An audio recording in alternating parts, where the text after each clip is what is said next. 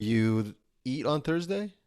Yeah, I will. I'm gonna eat on Thursday and then I'm gonna fast on Friday. So I'm switching my days. What Yeah. do And when I get to a certain weight, which is 210, like when I get to 210, then I'll start modifying my approach. So I'll probably eat like another day during the week, but eat like something real light, like bone broth or something or yeah, salads. You know what I'm saying? Just to yeah. like I really like the simplicity of my plan, but I've been lifting a lot and running, so I'd be stupid if I was to continue like, Yeah. not eating for this long at least. I actually think that's a great place to start if you're open to it.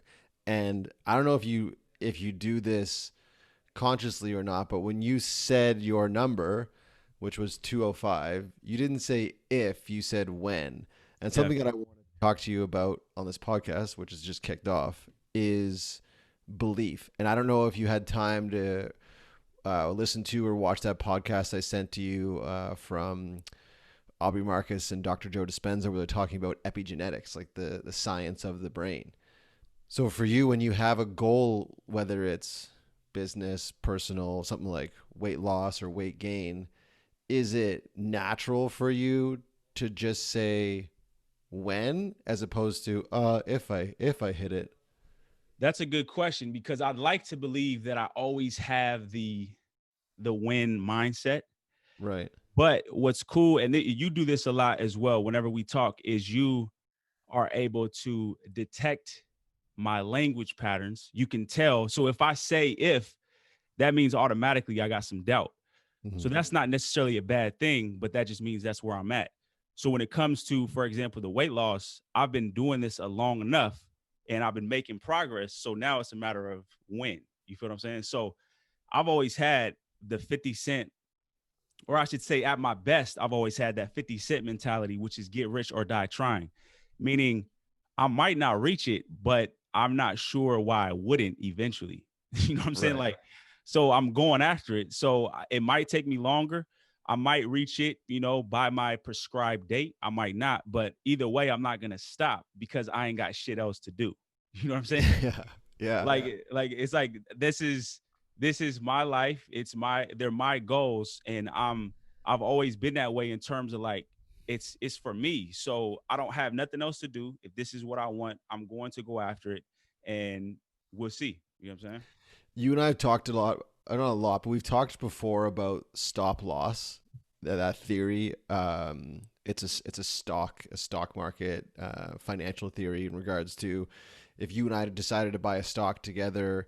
You're my stockbroker, and you're like, Brad, you got to buy Amazon stock right now. It's $50 a stock, and then you say, okay, are you in? I say, yeah, I'm in. Then the next thing you say is, okay, what's your stop loss with this? Meaning, when it drops to 37 or 32 or 15, is that your stop loss? Meaning, I'm done, I'm out. So when it comes to something like your efforts in regards to your weight loss or your efforts to hit certain targets in business, for example, is there ever a time where you're like, okay, it's time to move on and I'm Right, done right. with this? Or like, where does your patience, where is your stop loss with these things? Like, at what point do you stop watering that seed? Right. To me, it depends because I feel like most people look at their quote unquote goals as if that's actually what they want, but that's not really what you want. So let's say, for example, making money or in your business, right? Everyone knows those who are incredibly successful in business, they've had several businesses and they've most likely failed several of them before they got to that one business. And Mm-hmm. not only that, if you talk to any of them, none of them are married to that business because their goal is much bigger than that business. The business is merely a tool or a piece of their strategy for some larger thing. You see what I'm saying? So, like, if you, what you mean, what I think you mean in terms of like the stop loss is like, let's say I'm trying this fasting protocol to Mm-hmm. reach my goal. I will absolutely change my strategy at some point if it proves to not work. Of course, if I after enough time and it's wise to define a certain time period in terms of like I'm going to give it until then. If it's still not giving me the results that I want, and I have reason to believe that it's time to change based on, good information, then I'm gonna Mhm. switch strategies, but I'm not gonna stop going after my goal. You see what I'm saying? So, Yeah. and then even beyond the goal, the 210, I mean, what is 210? Like you don't look at me and be like, oh man, you 210, bro. You doing your thing. So Yeah. 210 don't really mean nothing. So what is it that I really want? What I really want is to feel confident about how my body looks, number one. I Mhm. want to feel energetic and full of life. I want to feel athletic and be able to keep up with my sons. You know what I'm Mhm. saying? Yeah. And the list goes on. So these are all things that I will never stop trying to accomplish, because it just doesn't make sense, because I know there's a method by which to do that. So, yeah, it just depends. Does that make sense? Like, so Yeah, no, totally. It varies depending on what it is. But I think for me, what I'm understanding from what you're saying now, and just from knowing you, working with you, and getting to know you on a more personal level, there are things that you're willing to pivot on or adapt on in regards to your approach to achieving whatever the goal is. But there are a few things, jump in here if you want, but there are a few things where it's like a non negotiable. For example, you played in the NFL. Basically, you were an employee for an employer. You then mhm, left the NFL, joined firefighting. Well, sorry, there was a gap in there where you were working at right, a warehouse, right? hmm, So you were an employee, right, right, of an employer. Then you transitioned to firefighting. So again, you were an employee of that city that you were doing firefighting in, right, right? So is it safe to say that that is a non-negotiable for you? So if your goal is to make $36.8 million, just as a number, next year, and you don't hit that, it is not an option for you to then completely pivot and go, okay, I'm just going to go get a job at right. X. Yeah, yeah. So to me, that's a matter of what's important to you and whether or not you sell out on what's important to you. Right. So knowing your values. So for me, a certain degree of control is a part of my value system, and the ability to do certain things, and a belief about what is efficient, what's not, what's right, what's wrong. So this is all a part of my internal code. Mm-hmm. So if I'm going to basically violate that code, that is in theory a non-negotiable. Mm-hmm. However, all of us at some time or another have to either, number one, evaluate or switch our code, or violate our code in the short term, if that makes sense. Mm-hmm. So, but the more you know what your code is and the more you focus on being in alignment with that, the less you ever even consider violating that. So I would never consider going back and doing certain things. Now, that doesn't mean those things are right or wrong. Mm-hmm. This, according to my code and what I value and how I want my lifestyle to go, I would not do that. I would not sacrifice that part of myself for some end game. You see what I'm Mm-hmm. saying? So the end game is important, but of course, how you get to the end game is equally as important, because everything's a journey. So knowing, what your value system is really important. And putting you on the spot here because we didn't discuss this, but I really do feel sincerely this is something that you're really good at. I've seen you do it with me. I've seen you do it with other members of Killer Instinct that I was involved with, and I've watched videos of you do it with other Killer Instinct members as well. And just for my listeners, can you give me just a high level process that either you would do with them or that they could even do on their own to identify? Maybe they're sitting there going like, I have no idea what my values are. I have no idea what my code is. So is Right. there a process that you can give us here that would allow for them to like answer a few questions to get some clarity to go, okay, like this could be my non-negotiable. This could be the hill that I'm willing to die on. Absolutely, absolutely. So obviously that's one of the most time intensive and heaviest pieces of what I teach. So it's definitely a process that's going to take some time, not because it's super complex, although sometimes it is, but because it's really painful to see what's true. Because the reality of most of us is that most of us have been sort of miseducated about values. I mean, just listen to the word values. A lot of things come to mind. People are like God, family, and faith, family, and Money. this. Yeah, exactly. Like all of these things that sound good or don't or whatever else. So to me, the first step is you have to be willing, and this is just a conscious decision, to put aside whatever you thought was true about yourself. You see what I'm saying? And this is so hard to do because we are so used to telling ourselves a story about how we are, and we get really attached to that. And so if ever we find or come across something that challenges that, our defenses automatically come up. So if someone is truly willing to go about the process of finding out what their true value system is, they're going to have to make a conscious decision to like be like, all right, I don't know shit about myself. So let's start there. The next thing that you do is you inventory all of the things that you actually do. You know what I'm saying? Right. For example, right now you are here interviewing me on this podcast. So you have a podcast, you have a business, you spend time on your business every day. That's one thing that you do. Another thing is you have children. You invest in those children. You spend time with them. Next thing, you have a woman. You spend time with her. You do things with her, et cetera, et cetera. You exercise. Boom, boom, boom. So don't attach any judgment to that. Just identify what you do. Let's say somebody watches sports. Okay, you watch sports. Boom, write that down. Let's say somebody reads a lot of books. Write that down. Let's say somebody watches pornography. You write that down. Let's say somebody drinks alcohol or goes out to bars or fill in the blank. No right or wrong. Inventory all the things that you do. Then with each of those activities, you ask yourself a series of whys in many different ways. You know, so it's not as simple as just saying why, but series of whys in many different ways to get to the root of the real reason why you do these things. And when I say reason, I'm talking about motivating factors. So when you think about motivating factors, we're talking about two things: fear and pleasure, right? So needs, what you need in terms of what you are trying to get, and then fears in terms of what you're trying to run from, right?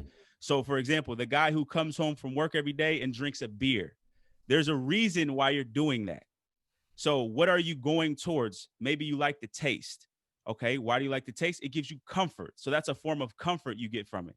What are you running from? Okay, you don't want to eat drink water because it makes you feel more healthy, and then you have to find out you have to work out, and then boom, boom, boom, right? And not only that, you could break down a whole lot of positives and negatives for why you do something. Negatives you're running from. Same thing goes for pornography. Why do you do it? What are you going towards? What are you moving away from? And those needs and fears, the brands of the needs and fears are your values, meaning what drives you. You see what I'm saying?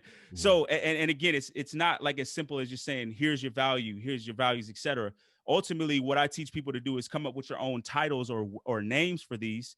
So you can, for example, amongst my top needs is a feeling of control. When you break down it, I was just talking about this earlier. So I run and I cook, right? Those are two things that I spend time doing. So I could sit up here and say, oh, I love to run because, you know, the nature, and I just value my body and all of this bullshit, right? Which is true. That is true. I do value my body. I do love nature. But why don't I golf? Why don't I do a whole lot of other things? Running for me gives me a feeling of control. Number one, there's no one I'm competing with. That's off top. Number two, I can do it wherever I'm at. For the most part, you know, so I live in a real hilly neighborhood. So when it starts getting, you know, snowy and shit, then we'll have a problem. But for the most part, I can do it when I want, and I can see gains relatively predictably. You see what I'm saying? Like I can choose when I want to run faster or not. Not only that, I listen to my music. It makes me feel more powerful and in control. That's much different than other things that wouldn't give me that, but might give me something else. You see what I'm saying? Same thing with cooking. The weirdest thing, I started cooking a lot, of course, when the whole coronavirus thing happened and all of that. But when I cook, it actually gives me this weird feeling of control, knowing that I can do something. It's like a feeling of mastery. I guarantee you it's no different than why people play video games a lot. I swear to God, it's the same exact thing, because I watch my sons play video games and I see, and there's a lot of people who are addicted to video games. So video games is not bad, you know, right or wrong. But people go to video games because it's like, oh shit, like I can control this. There's a whole lot of shit out of my life I can't fuck with, I can't deal with, I can't impact that. But I get that feeling of control when I play video games, when I create this little, you know, fantasy world or whatever else, right? Same thing, fill in the blank for somebody who likes to garden, somebody who likes to go to clubs, a female who sleeps around with a lot of guys. What is she really getting from that? Is it a sense of companionship, acceptance, love, whatever, fill in the blank. So those things are all needs. And then the fears, you could be afraid of feeling out of control or helpless, which is one of the things I cannot stand to feel, which is why I don't do well in a job. Because in jobs, I've struggled. Number one, I'm kind of awkward in terms of how I deal with people. So I've struggled in team environments in a job setting. So if that wasn't true, it might be different. I might still be working a job. I'm not sure. Most likely not, but you get what I'm saying. But I struggle with that. And then I got to deal with people who are giving me their agenda. I'm not really quite sure how to deal with it. And then I'm failing and shit. And I don't like to fail. You know what I mean? That makes me feel helpless as well. I also love the feeling of doing things right, success, that stem. And by the way, all of our value, all of our needs and fears go back to our early childhood. That's where we learned them. So if you talk to a lot of people who have parents from where my parents are from, Nigeria, you'll see the same with people from, be careful here, but speaking in general, I find a lot of similarities with people from Asian cultures as well as Indian, where there's a high premium and a standard set on success and doing things right. You see what I'm saying? So that was ingrained in me. You must do things right. So I don't like to do things wrong. That's why I like to go to things that I can control. You see what I'm saying? That's why I don't like being in environments where I can't impact the right or wrong factor too much. And when I am in those situations, I feel pain. So the best way someone can know that they're not in alignment with their true values, by the way, which are extremely hard to change. And most of the time you don't need to change it. You just need to know what they are and put yourself in alignment. But when you feel that misalignment, you can go and see what your real values are. So I'll give you another example. In a relationship, you get with somebody. Initially, it starts off, you're feeling very great. You're in love. Values are in alignment. You have a value system as it relates to a relationship. I want her to do X, Y, and Z and make me feel X, Y, and Z. I do not want her to make me feel X, Y, and Z. And these are the things that she can do to help me feel this and things she can do to not help me feel this, right? When you are now in problems or in conflict with this person, that means they are no longer making you feel the ways you most want to feel. And they are making you feel the ways you most do not want to feel. That's a recipe for a bad relationship. So sometimes you can get back in alignment, sometimes not. Sometimes you realize with a person or a situation that it's just naturally not in alignment. And there's no real point, at least in this here life, and we only have one, trying to change one or both of you guys' values. Not to say it's not impossible or it's not possible, but it's like that stop loss thing, right? It's like 100%. Do I actually want to continue investing in making this change? Is the other person willing and able to change? Am I willing and able to change? Sometimes that's possible. Sometimes it's not. Sometimes we learn the hard way. Sometimes we invest a lot, and we ultimately are like, shit, man. And that's where you learn the greatest lessons if you reflect. But the greatest lessons you can learn are, what are my true values? What are my true needs? What are my true fears? No bullshit. Once you come to grips with that and realize, damn, that is true about me. For example, some people really, really need to feel accepted. But they don't want to believe that. Why? Because they follow somebody on Instagram who told them they shouldn't feel that way. You see what I'm saying? Somebody, the control freak like me, somebody told them, oh, you're a control freak, you're this and that, and you feel some sort of negative, taboo against that or some shit. The best thing you can do is own it and then figure out how to be in alignment with yourself and your environment. Because there's a lot of things that I can do to get control that would fuck other people up, right? There's also a lot of things like cooking and running that do nobody no harm. And as a matter of fact, my family loves that about me, that I cook, because they get to enjoy they get to reap the benefits. So I could choose slapping up my wife and kids for control, or I can go internally and say, you know what? I'm gonna fuck around and learn how to garden. You know what I mean? Yeah. Like it's really whatever you want to do. It's interesting. The few things that you mentioned there that I'd love to unpack a bit more is the idea of failure and success. And I don't know what week it is. I think it's in phase one of Killer Instinct currently, where you talk about that, where you talk about um, how really like our lives now are really dictated by the past that we had. Like we really still are Right. those 8-year-old kids, those 12-year-old boys or Definitely. girls. Um, and when you're talking about for yourself being taught at a young age, or at least the way you interpreted it was success was a must, if you will, not a should, but a must. How do you then, as a dad, as a partner, as an entrepreneur, as an influencer and a coach, how do you digest something like failure? And I, before you answer that, I feel like failure is really subjective and it's relative to everyone. Like Definitely. Right. Right. Right. what you consider failure, I may not, or vice versa. So when you come up against something that you define as a failure, being someone who has been programmed to really chase success, how do you digest that? What is it? How does it show up for you, and what is your process to move through it when that Yeah. happens?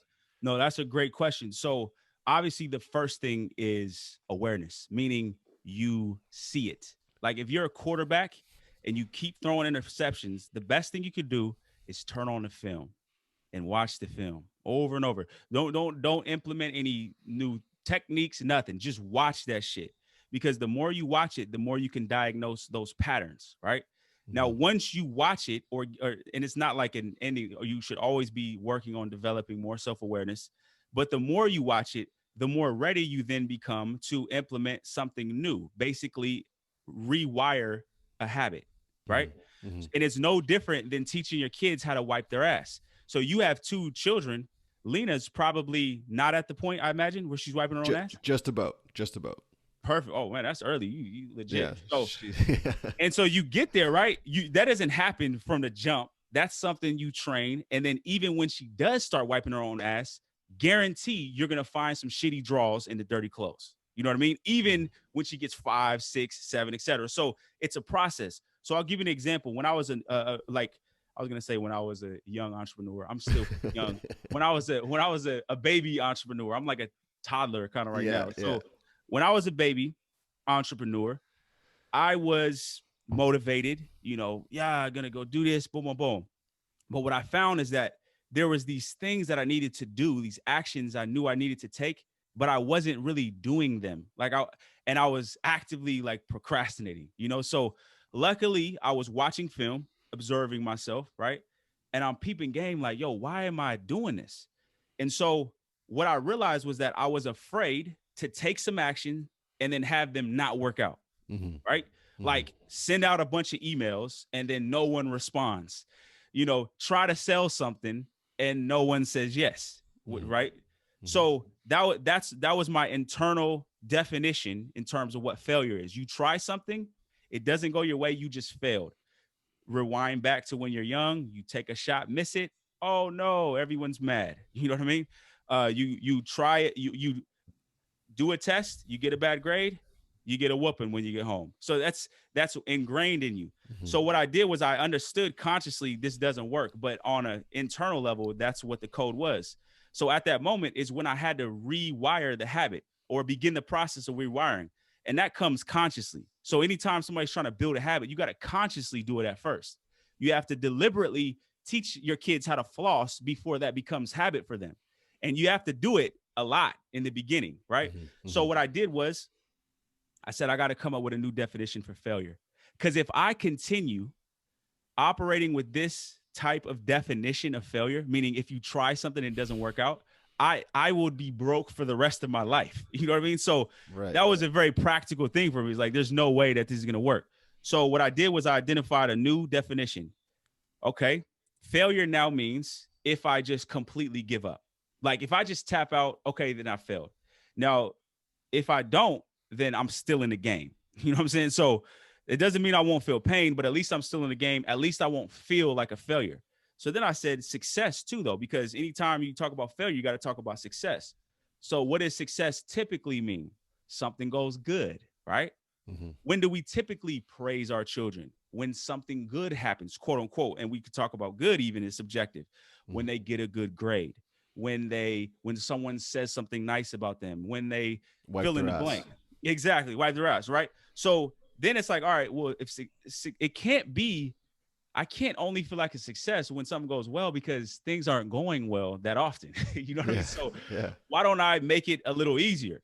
So success is if I know what I want and I'm going after that shit.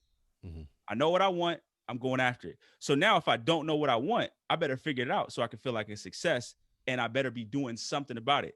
So I wrote those two definitions out, or I should say I typed them. I remember I didn't have any more white paper left. I just had neon paper, and I printed that shit out on the neon paper, and I posted it right above my little computer setup in my 2-bedroom apartment. By the way, at this time I have 5 children. You know what I mean? 2-bedroom apartment, and I posted that shit up on the thing. Now, after I did that, did my whole life align, and I just deleted those, all of that shit from my memory? No, like the next day I felt like, oh shit, I gotta do. But what I do, I remember it consciously. You see what I'm saying? Just like kids who forget to wash their hands. Did you wash your hands? Oh, all right. Yep. Remind over and over and over. And that begins the process of conditioning, repetition. You know how they say repetition is the mother of all skill. Mm-hmm. So once you have that, then you can now condition that. And then if you really want to make it habit, you will condition the hell out of it. If you really want to get good at something, do that shit over and over and over again. So I was learning how to make pizzas on my big green egg, which is like this Komodo style grill, which gets up to upwards of like 1,000 degrees. First few pizzas, shit look good. Like, all right, cool. I had so much anxiety. I was like, babe, you gotta watch this, watch me, all right? So I put the little cornmeal on the bottom, everything, because the first time I didn't put nothing on it and I couldn't slide, I couldn't slide it off, right? So I figured that out. I was like, all right, cool. Is everything cool? All right. And then I put the joint right on the little pizza stone, right? And then I was checking it. It's like 4 minutes in. Now it's hot. It's like 800, 900 degrees. So this shit is hot. So it's going to be done in like 5 minutes. I looked at the thing. I'm like, ooh, this shit look bomb. I take it out. Bro, the entire bottom is black as shit. You know what I mean? I'm talking about like, because I forgot to put the other pizza stone in there that deflects the heat. I just forgot. So what I do again, put that joint in there. But I must have fucked up about 8, 9 pizzas. Like, no joke. You know what I mean? Now, whenever I make pizza, I always make double batch, because one batch makes 2 pizzas. I'll make double, have 4 at least, because I'm going to fuck up like 1 or 2. So I'm still in the process of mastering that. But if I want to get good, as I am better now, I'm no master yet, but now I can make a pizza. I'm not to the flipping point. You know what I'm saying? I'm not throwing it up in the air, but let's just say I'm whipping up some bomb ass pizzas. You know what I'm saying? Like, and I still got a long way to go, but that's what the process looks like. You got to fuck up. So I still would procrastinate. I still feel pain associated to losses, etc. Well, I sell for a living, right? Like, so I'm an entrepreneur. I sell my product or service. So I still deal with no's. Now, I'm very proud to say that no's and yeses don't have the same impact as they once had, which is good. I'm way more even keel. That doesn't mean I'm completely even keel. You see what I'm saying? Like, that doesn't mean I don't have days where shit, man, like, feeling bad, or days when I'm feeling myself a little too much. Like when your kids start going to school and they start getting good grades, you can't gas them up too much, because then they start associating the wrong things to that. Because if you over gas them on the A, when they get the F, which they will and they should, that's part of what's wrong with the school system. Like, what's wrong with an F? You failed. You know what I mean? You actually should fail. You should fail a lot. We should be exposing you to a lot of shit that reminds you don't know shit. Because kids who get A's, they think they know a lot of shit. No, you don't. You don't know shit, actually. And the more A's you get, the worse it is for you. Because life is going to humble your ass really quickly. Because all that shit you got A's for and all that praise is not going to mean shit in the jungle, as I call it, the real world. So you have to be careful. So, but the bottom line, to summarize it, identify the faulty code, aka belief system. Identify the new code. You have to identify a new one and make sure it feels right. It doesn't have to resonate with you fully yet, because you don't believe it yet, but make sure it makes some sort of sense to you. So my definition of success was not right or wrong. It worked for me. You see what I'm saying? Then condition the hell out of it in all ways. Meditate on it. Write the shit down. Post it up on lime green paper. Talk about it. Reanalyze it. Study people who believe it. This is like YouTube is like the greatest invention of the fucking whole the past 2,000 years, dude. Like, you understand the wealth of knowledge that we have available to us. That's crazy. So if you do nothing but study in the form of watching interviews of people who you aspire to think like, not be like, just think like. So, for example, one of my role models is Kobe Bryant. Dude is brilliant. His thought process and his code is so clear, and he articulates it so well. So when I watch an interview from him, that's like, I mean, that's Harvard PhD type mindset shit for free on YouTube. You know what I'm saying? So that's what we should be doing, is studying people's codes and taking from them what we like and leaving what we don't. Because you don't gotta try to be like somebody. Just borrow a mindset here. Oh, that makes sense. I like how they thought about that. I never framed it that way before. I never heard of stop loss, this type of joint. I never seen somebody evaluate failure in that way. Let me borrow that. And then that's another form of repetition. And then over time, you'll start to see the fruits of your new code. And then that will only reinforce it. And then you can go about the business of settling other conflicts, because you will find more. You know what I mean? Do you think our fear, or this is a general statement, do you think most of society's disdain or desire to avoid failure is like rooted in our like caveman, cavewoman brain because that kept us alive? Or is this something we've been taught now in like the 21st century where you don't fail, failing is bad? Or does it go way back to like, you don't want to fall because if you fall, that tiger's going to eat you up? Right. Or is it more of society now says if you aren't driving a BMW and have a white picket fence, you're not a success? Right. Man, I think it's both. And let me explain why. So on the one hand, failure, quote unquote, and success, I believe, are hardwired in us, meaning success being safety, whatever form of right. Success meaning whatever that meant, survival, right? Failure meaning ultimately death, separation from others, etc. So that's very well ingrained in us. However, and I'm gonna take it back to cooking. If you take that show Throwdown with Bobby Flay, right? Yeah. I always talk about this. You ever see, if you watch that show, the premise is this great chef who's worldwide and he's a GOAT. He goes to places, finds somebody who does something really well, like somebody who makes chicken fried steak, and won awards for it. And he goes there and he challenges them to a throwdown. He says, I'm going to challenge you. I'm going to beat you at your own shit. So he's highly competitive, right? Mm-hmm. What does he do right after they accept the challenge? He goes to the test kitchen, right? And at the test kitchen, he simply creates different versions of it. I've never seen him one time fuck up on one. And he always will say like, nah, that's not right. I've never seen him approach that like a bad thing. As a matter of fact, a lot of times he approaches it like, hell yeah, all right, cool. We know that's not going to work. Right. And that's the beauty of cooking, because I feel like in the kitchen, it's not really like a sport game where it's like win or loss. It's like, all right, fuck that up. It's all good. I just make 2 batches of dough now. You know what I'm saying? Like, it's not, we still going to eat. Now, it might be a little later. So the definitions of failure, success is what society's taught us. You see what I'm saying? We've been taught, and I don't believe that's always been true. I think that just happens over time with different generations. We'll find that over time, certain things will be cool or not. You know what I mean? For example, at one point, when I look at pictures of how I used to dress in high school and how big my t-shirts were, I'm like, damn, I thought that shit was hot. If I wore that now, I'd be looked at like a fool. So look at how fast the value system changed. Cool has now been redefined. You see what I'm saying? So what we find with leaders is that they define success and failure.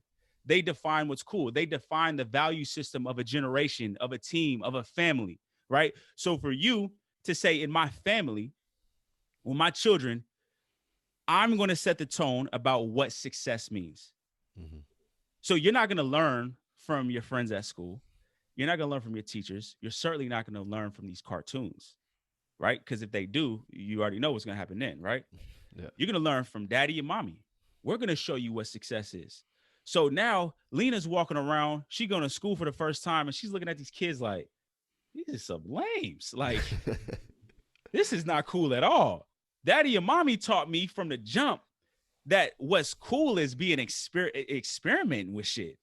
Like, why do I need to cry over a C? All that means is I'm just going to learn some more shit. Not only that, why are these kids focused so much on the letter that the teacher puts on their paper? I thought what was cool was to actually be curious and learn shit. That's what mommy and daddy taught me. You see what I'm saying? So now that's hard because society in general, at least right now, I don't want to, because I wasn't alive in the 1800s, whatever. So I can't speak on that. And we could read books and kind of, watch movies and all of that shit and kind of see what the feel of that time was. But now I'm not trying to go by those definitions. That's a recipe for disaster. That's a recipe for depression, quite frankly. That's one of the things that we see on social media. So many people looking at other people's lives and acting like success means Instagram likes, the amount of money somebody makes, the amount of cars or whatever the fuck else, right? So ultimately, it's like, yes, fear, needs and fears are hardwired in us, but we are different than my kittens, than a gorilla, than a lion. We actually get to choose and create meanings. You see what I'm saying? So a cat hears a sound. There's no changing their definition of that. The cat doesn't hear a glass break and be like, oh, hold on, who did that? Okay. Or that was bad. That was good. Yeah, that's just Toshi. You dropped the glass. A cat is like, oh shit. You know what I mean? So we actually get that's like our greatest gift. We get to hear the glass and be like, hold on, let me first see what that is. Okay, I'm safe. Instead of immediately fight or flight, needs and fears, success, failure. So we as humans, as evolved humans, need to learn how to slow shit down and analyze. So the best thing we can do, one of the best things we could do is to listen to how we feel. For example, you hop on IG, you see some shit that makes you feel a little salty. You start to feel a little jealousy, a little inadequacy, a little hate, whatever, however it shows up for you. Listen to that. Find out where the misalignment is, because emotional pain is just misalignment, just like physical pain. It's like, oh shit, cramp. Like that's misalignment. Like something's not going right. So you listen to that emotional pain. You could be like, all right, why am I using that person to compare what's going on with me? And not to judge yourself, but to observe, like actually ask yourself why, and be like, oh, because I'm basing my success based on what their success is. I'm using their barometer. And since they're acting like they're a success on these 60-second clips, I must not be a success because I'm using their barometer. And then you can say, why am I using theirs? I don't even know this person. Why am I using that person's barometer? And then doesn't make any sense. So you use logic. Another thing that a cat doesn't have. Okay, why don't I create a new code or new barometer? It's not, although it does, I still feel a little salty. That's okay. But why don't I begin the process of conditioning a new one? Then eventually you go on IG, you see, oh, it's all good. They doing their thing. Maybe I can learn a few things from them. Now you've transmuted that. It doesn't always happen instantly. However, sometimes you'll find that you'll have a massive shift. So I guarantee you, lots of people listening to your podcast have had shifts that happen just like that. We've all had those where it's like, oh shit, something just blows your mind, right? But we shouldn't depend on that. You see what I'm saying? Like, because that's the breakthrough, and breakthroughs do happen. We got to be more concerned with that work that goes, just like somebody can accidentally hit a shot from half court. That's not the norm. That could happen though, but we shouldn't be waiting on those. We got to every day be analyzing our mindset, defining a new code. And that shit is work, just like anything else. It's like somebody in the garden. Like, for example, I'm looking to get into gardening and shit. And the more I study about it, the more I'm like, okay, this is like a real thing. Like, I'm gonna have to really be out there with the tools and shit. You know what I'm saying? Like, because I'm thinking, oh, you see the little pictures of people with a little lemonade and a little hat. Nah, that shit is hard. What it really looks like is you down in the mud, getting your knees dirty, digging shit up. And you going out there and seeing, oh shit, I just put 6 weeks into this basil and this shit is wilted. What happened? Oh yeah, a raccoon came and fucked that whole shit up. Damn, like now I got to figure that out. That's what it looks like. There's one thing I wanted to touch on that I think is such a appropriate piece to bring up, because I know from working with you and again, just having a friendship with you, like the inspiration and analogies we can draw from athletics and sports and pros and elite athletes, pardon me.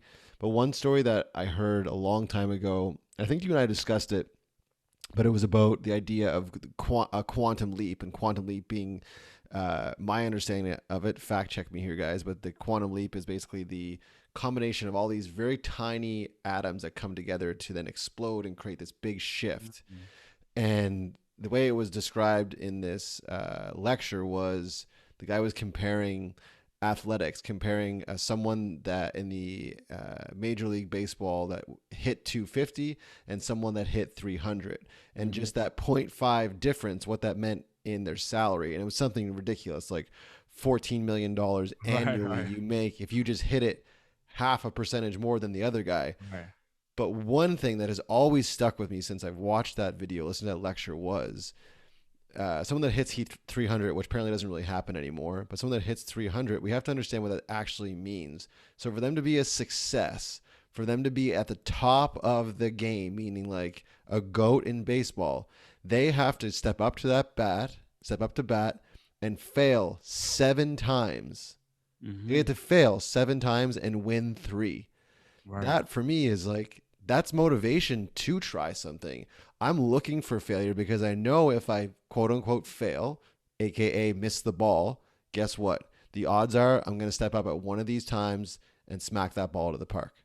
So exactly. I look at that as a great analogy and inspiration from something like athletics that you can apply to your relationships, your body, your business, all of those things. How have you found going from an athletic background to now an entrepreneur?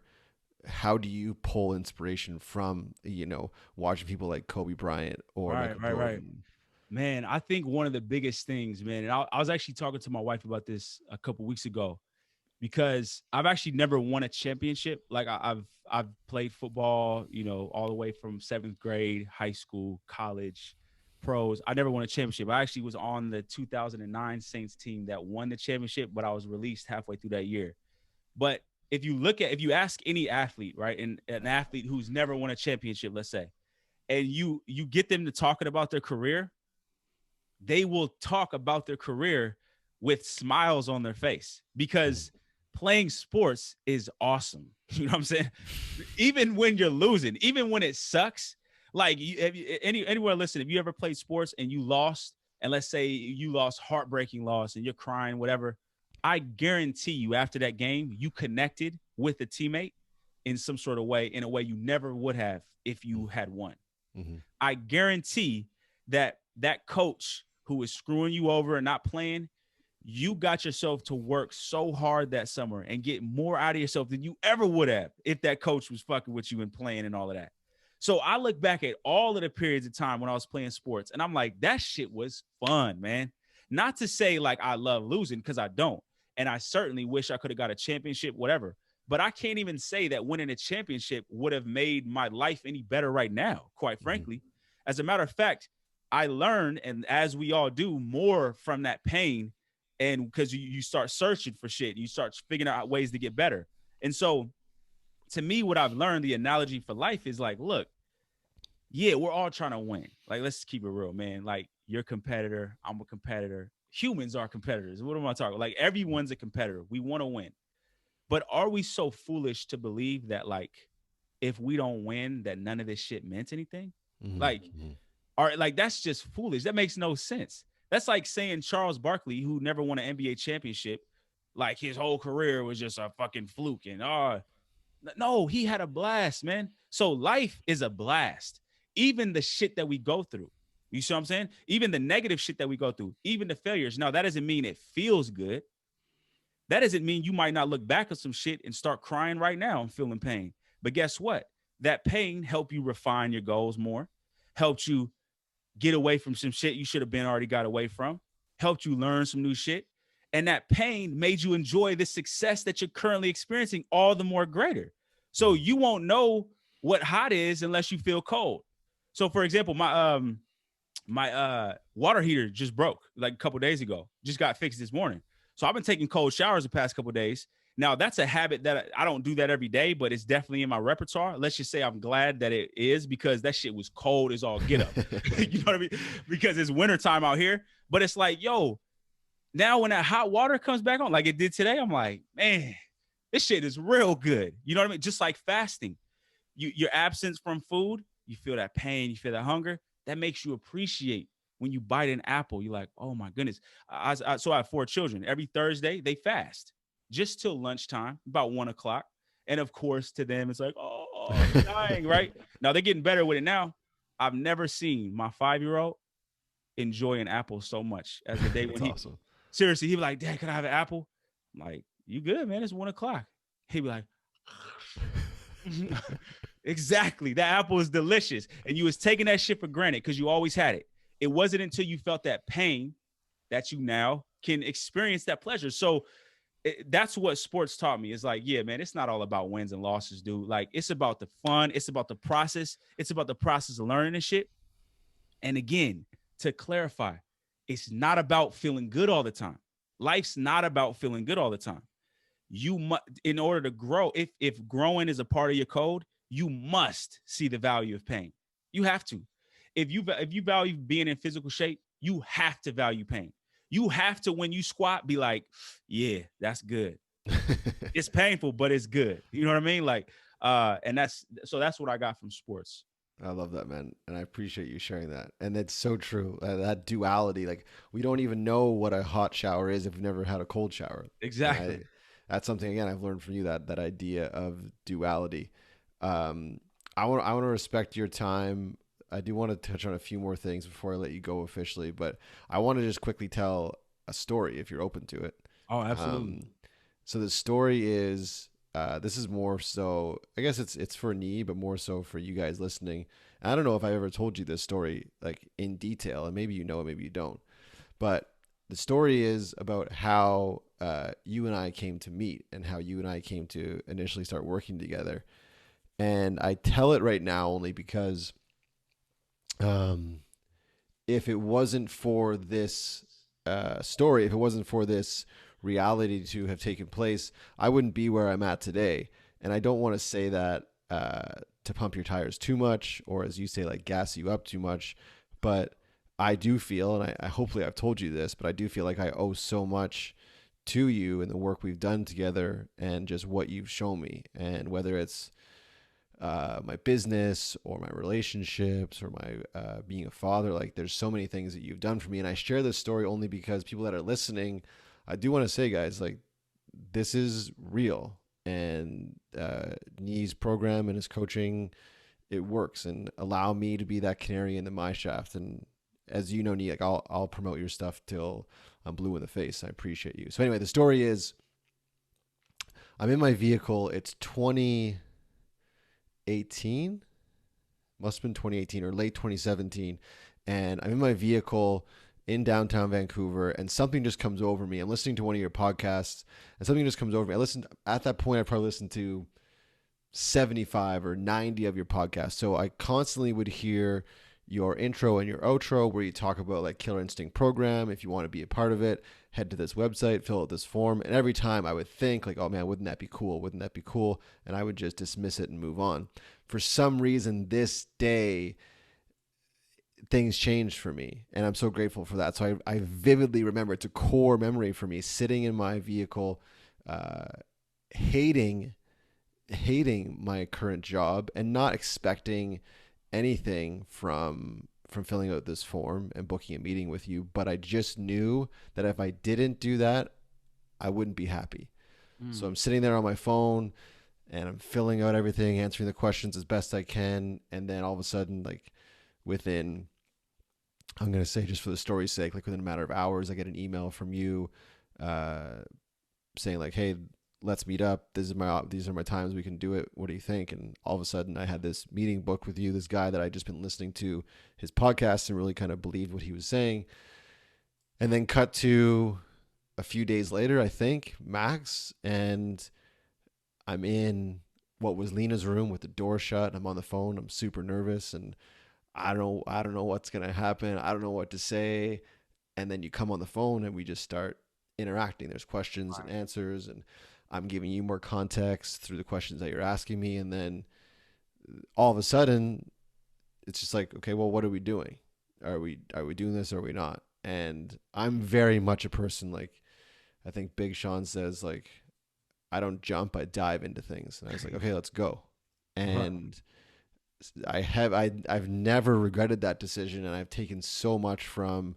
I was a member of Killer Instinct 5, and this podcast even I owe to you, like, all of this stuff. So I just Yeah. wanted to tell that story, one, to give the listeners context of like how you and I came to be, if you Right. will, Right. and also just to give you an understanding of, if you don't know, put it on record, like how much I appreciate the work that you've created, not only for me but everyone else, whether it's, Bobby Danga or Hakeem or now Sachin, like all these people that I've been so confident to say, like, yes, go talk to him and allow him to help you. His system works. So Man. thank you, man. I really do appreciate all the work that you've put in, on yourself, and then being able to share that with us. So Man. I love and appreciate you, dude, very much.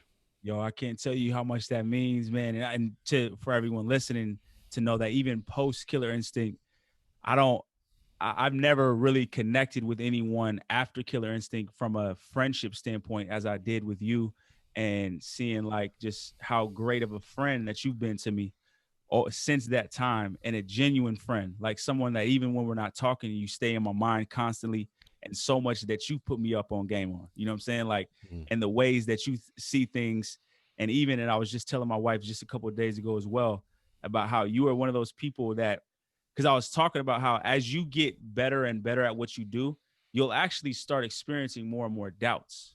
You'll start Oh yeah. feeling, you'll start feeling like, oh shit, like, okay, I got to start doing things better and listen more to people and things like that. You were one of those people that always, without me even asking, always gave me just the perfect type of encouragement.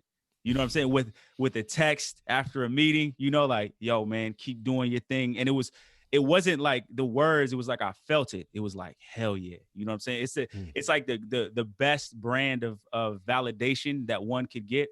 And I'm grateful to have met you as well, man. And just seeing how you've evolved and how fast you've done it. You know what I'm saying? How aggressively you're committed to growth, seeing what you're doing with this podcast now, man. Like, yeah, bro, I appreciate that a lot, man. Yeah, thank you so much. And again, we could talk about thousands of things. Literally, we could do this for 4 hours, but I do want to respect your time. Before I do let you go officially, I don't want to forget this. So if people do want to engage with you, they are interested in Killer Instinct, what is that process like now, and how can they reach out? How can they get engaged? Yeah, so give you guys some context about what Killer Instinct is. It's a system that I've designed for the past, been designing for the past 10 years, that's designed to teach people how to truly dominate under pressure. And that means really building the infrastructure for creating the life that they want. So obviously, there's a ton of high performance athletes in there. I approach things from that mindset in terms of establishing vision, creating goals, creating structure in your life, monitoring your habits, ruthlessly self-evaluating, understanding yourself on a deep level and coming to terms of what your true motivations are, building systems for accountability. So that's what Killer Instinct is. It's truly a process. It's an environment. It's a community of people. It's a lot of things, but it is a system that if you are ready to take it to the next level, truly, it's a lot of work as well. As you know, like it's an in-depth system. You can go to imnotyou.com/KI, and book a call with me. We'll see if you're a good fit. And that's what Killer Instinct's about. Love it. Yeah, definitely, guys. If you're interested, if you can relate to that quick story of me in my vehicle on that day, just feeling like uneasy, and while I didn't pin any hope to that, like filling out that form, it was just like I knew is what I had to do. I had to take the shot. Basically, I was Right. at half court. I had to take the shot. Like, what did I have to lose? Nothing, because I was feeling so much pain in that moment. And you've talked about that already on this podcast. Is like that idea of pain and pleasure. But I had experienced so much pain that, as actually a book that you gifted to me, Tony Robbins' Awaken the Giant Within, he talks about taking things from a should to a must, Right. right? And I love that. And for me, that's what that time in my life was. Should I listen to a podcast? I hear your promo. I'd be like, I probably should hit him up.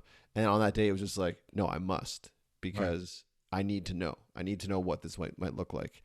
So before I let you go officially, I know you're a voracious reader. If you guys are listening to this on iTunes or an audio platform, make sure you head over to YouTube and check out Niyi's office and how he has it laid out. So I'm gonna guess like there's at least a couple hundred books behind you, and I know Oh, books are super important to you, and literature is. Can you give the listeners kind of like your top 3 or top 5 all time? If you were on a desert island, these are the books that you would take with you. yeah. I like how you frame that because that makes it easier. 50th Law by Of Robert Greene. course, yeah. That book changed my life. That I've read that book so many times. It permeates through my blood. It colors how I see the world. You know what I mean? Like, um, great book, 50th Law. Let's see, On a Desert Island, 33 Strategies of War, another Robert Greene book. So, uh, have to have that on there. Let's see, On a Desert Island. I'm putting I'm you on gonna the spot here, so I appreciate. no, I no. This appreciate. is good. This is good because if I'm on a desert island, I need to get my mind. I need to keep my mind right, but I also want to be strategically guided. You see what I'm saying? So that's why I Mhm. chose 33 Strategies of War. 50th Law offers great perspective as well. And I it's would, kind of entertaining as well. Like there's some cool stories oh in yeah, there. absolutely. I would say How to Do All Things by Mark Age. Oh, I haven't heard that one. Yo, so it's one of those books that when you search for it on Amazon, you might find a copy. It might be sold out, meaning there's no used copies. It's not like one that's always in stock. And every once in a while, the copy will be like $200 or something. Have you ever seen that where a book is like No. it's like ridiculous. And then you can get lucky and then it's like $10. So it's like a very, and I had a good friend, my friend Chance, who referred it to me. And when I got it, I just copped it off Amazon and it was kind of dinged up. It's kind of one of those books you'll come across in like a little bookshop, that's and it's a spiritual book and it describes how to do all things and it uses a ton of Bible verses and the Bible analogies, but it's like so heavy in terms of how it weighs on you and getting you in touch with the spiritual aspect of success that I feel like people like me get away from a lot. I like to systemize things and go after them logically and all of that, but there's a spiritual aspect of success in life that is a lot harder to explain, quite frankly. And I gotta say, the way he explains it, along with, if I can add a fourth, three magic words. And I'm trying to remember the name of the author. I can't remember the name of the author, but if you see Three Magic Words, that's another book as well that describes the spiritual aspect or spiritual perspective of success Mm-hmm. in a way that I haven't seen it done with no self-help book. I mean, I'm talking about like this shit is heavy, like, and it ties in a lot of different religious schools of thought, but explains it in a way that will blow your mind. I know you're gonna love it. You know what I'm saying? So Yeah, I'll definitely look that one up. how to Do All Things by Mark Age. Those three, I'd be straight. Before I let you go, I'm going to share a quote that you shared with me that has impacted me, and I share it with my clients now, and I probably say it too much, and I may be paraphrasing it a bit, but George Bernard Shaw, is George Bernard Shaw? Yeah. Uh, Ralph Waldo Emerson, sorry. Yeah. Every man wishes to be settled, but only so much as they are unsettled. Is there any hope for them? I just love that one. Yeah. To drop the mic on this episode, hit me and the listeners with a quote that just like you feel it personally to the marrow of your bones. What is it? Man, I was just explaining this to my kids the other day. It's a Frederick Douglass quote. He's one of those people on my wall as well. He says, "Nature is so constituted that it cannot honor a helpless man, although it can pity him. But even that it cannot do for long until the signs of power arise." So you Okay. break that shit down like nature is so constituted, it cannot honor anybody helpless. But it can pity him. So if you want some pity, it might give you that for a little bit, but it can't do that for long unless the signs of power arise. So at some point, you have to stop being helpless and take back, what's yours. And if you read the narrative of the life of Frederick Douglass, you will that quote will have a lot more meaning for you. because right now there's a lot of people around the world who feel helpless. You know, there's a lot of outside circumstances that are rendering a lot of us helpless in certain ways. But it's really up to you to find that power back. You know what I mean? And that quote, like, just I always remind myself of that shit, because I'm like, yo, nature cannot honor a helpless man. So I ain't about to be helpless today. You know what I mean? I love that. I love that. Guys, if you want to reach out, the best way to get in touch with Nee is obviously through his website, I'm Not You. If you're looking for find information about Killer Instinct, I'm Not You /KI. Yep, I'm not you.com/KI. Right. And then on social media, all the platforms. Yeah, at Niyi Sobo. So NIYISOBO. You can find me on IG, Twitter, all of that. I'm not on there a lot. I'm gonna keep it real, but reach out to me through the website, as well as email me NIYI@I'mNotYou.com. I'll get it there. Hit me on IG as well. But yeah, that's not my playground just yet. Lindsay and I just love whenever Nee posts anything with his kids. We just like get the absolute kick out of it. Your family is adorable, dude. Man, thank you so much. From the bottom of my heart, I say this to all my guests on my show, that I'm a firm believer that time is the most valuable thing that we have. So thank you so much for yours in the last hour, and yours since the day I sent that, email to you saying, can you help me? And you've given me so much, man. So thank you so much. I'm truly indebted to you, and I will forever fly your flag of whatever you're doing. So thank you. I love you, bro. And guys, that's it. Reach out, hit him up on social, and you know what to do. Until next time, guys, be good and do good. That's it, dude. We did it. No doubt. That was awesome, dude. I knew I would have the best time, because I always like